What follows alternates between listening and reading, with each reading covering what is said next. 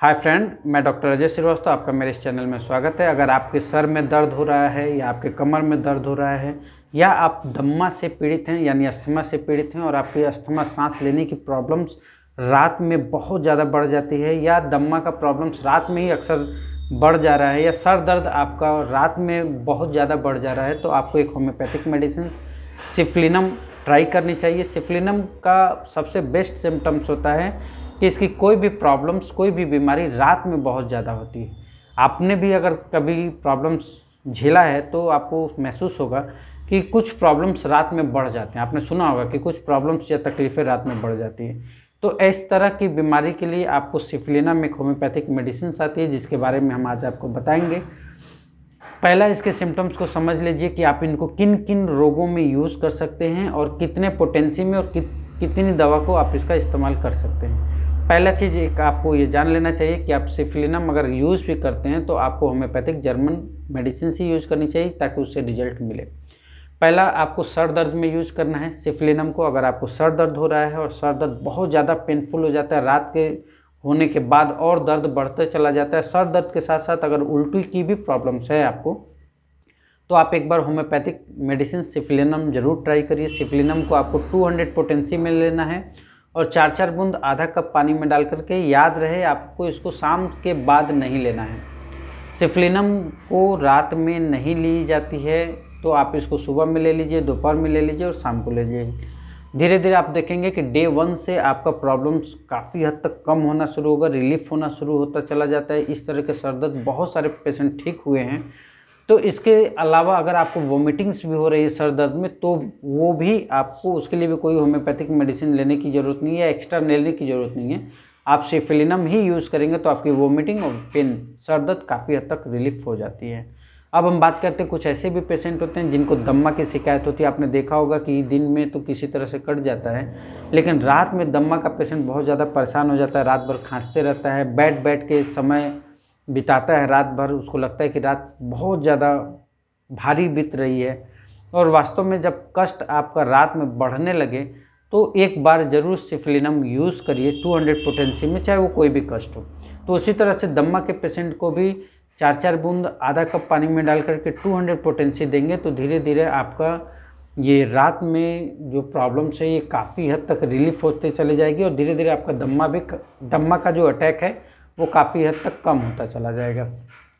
कुछ ऐसे पेशेंट होते हैं जिनको घुटना का दर्द होता है।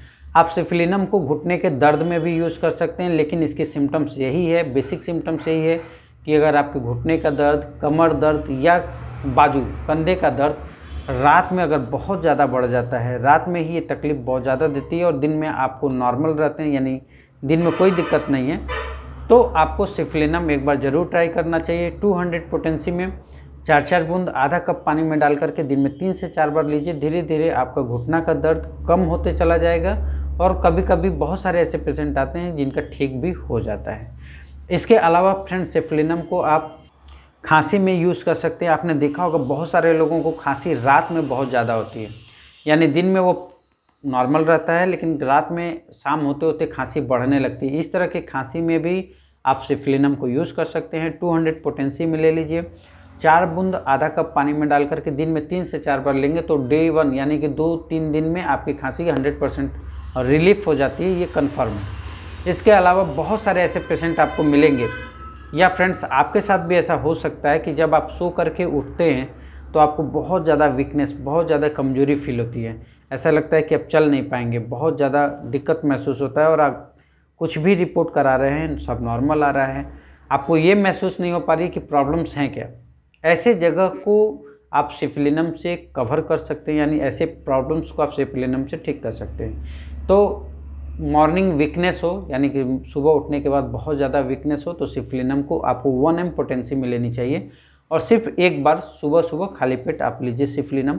ये वीकनेस को धीरे धीरे कम करते चला जाता है और जो मेंटल वीकनेस हो या फिजिकल वीकनेस हो, दोनों को ये कवर करने की क्षमता आपको सिफलिनम में होती है। तो सिफलिनम 1 mg पोटेंसी में एक बार आप 4 बूंद आधा कप पानी में डाल करके ले लीजिए। दूसरी कंडीशंस होती है, आपने देखा होगा बहुत सारे लोगों को सर दर्द दोनों कनपट्टी से, यानी ऐसे होके पीछे की तरफ जाती है और ऐसा लगता है कि सर फट जाएगा। तो इस तरह के पेन अगर हो, दोनों टेम्पोरल रीजन से पीछे की तरफ जा रही है सर दर्द, और आपने बहुत सारा दवा ले लिया है लेकिन रिलीफ नहीं हो रहा है, तो एक बार सिफलिनम आपको ज़रूर ट्राई करना चाहिए। 200 पोटेंसी में ले लीजिए, 4-4 बूंद आधा कप पानी में डाल करके दिन में 2 से 3 बार ज़रूर लीजिए। 1 वीक में आपका ये प्रॉब्लम्स काफ़ी हद तक रिलीफ होता हुआ चला जाएगा। अब हम बात करते हैं, कुछ लोगों को फोड़े फुंसी हो जाते हैं या घाव बहुत सारे शरीर में निकलते हैं, आपने भी कभी ना कभी ज़रूर झेला होगा, और आप जब उसको सूखने की दवा ले लेते हैं तो फिर वो दूसरा निकल जाता है, यानी कि घाव रिकरेंसी होती रहती है, एक घाव ठीक होता है तो दूसरा घाव होने लगता है। इस तरह की सिफिलिटिक, इसको सिफिलिटिक प्रॉब्लम्स बोलते हैं, यानी सिफिलिटिक डिजीज बोलते हैं।